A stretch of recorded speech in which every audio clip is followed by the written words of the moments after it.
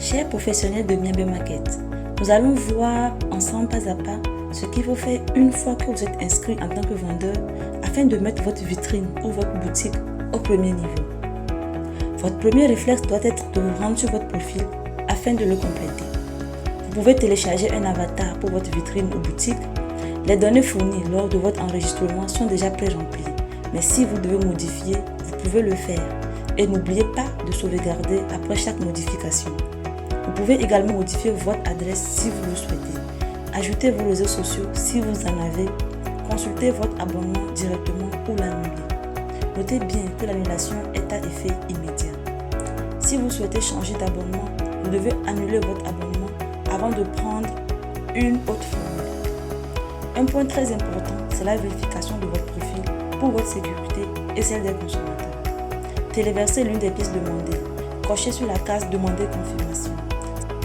Sachez que vous pouvez téléverser des images ou des documents en format PDF. Notre équipe procédera alors à la vérification de votre profil. N'oubliez surtout pas de sauvegarder. Vous ne pouvez ajouter des produits que lorsque votre profil a été vérifié. À part le profil, vous passez au réglage.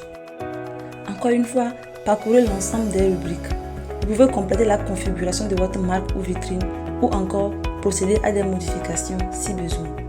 Vous avez également la possibilité de mettre l'emplacement de votre vitrine boutique si vous avez un local physique. Un point très important, c'est le moyen de paiement. C'est par ce moyen que vous recevez les paiements de vos ventes. Alors, il est important de renseigner des informations exactes. Précisez s'il s'agit du paiement full, T-Money ou des deux, ou encore si vous préférez des paiements sur votre compte bancaire. Sachez que le formulaire s'adapte à tout. Nous passons ensuite à la livraison. Nous y reviendrons dans une vidéo qui sera entièrement consacrée au paramétrage des méthodes de livraison si vous souhaitez en proposer. Ensuite, il est également très important de préciser les politiques du magasin. Si vous livrez, par qui et combien de temps par exemple. Si votre article ou le service rendu n'a pas été concluant pour le client, quelles sont les conditions de remboursement? Si les clients ont la possibilité de faire un retour d'article, quelles sont alors les conditions? Au niveau du service client, il s'agit de confirmer ou de modifier les moyens par lesquels un client peut vous contacter. Si vous souhaitez informer à votre clientèle de vos horaires d'ouverture, vous avez la possibilité de le faire.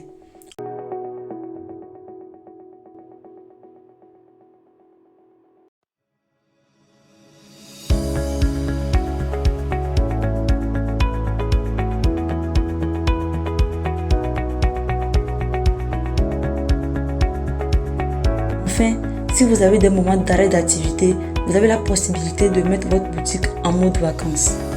Voilà, c'est tout pour aujourd'hui. Si la vidéo vous a plu, n'hésitez pas à liker, à partager et à vous abonner pour ne pas rater les prochains tutos. À très bientôt.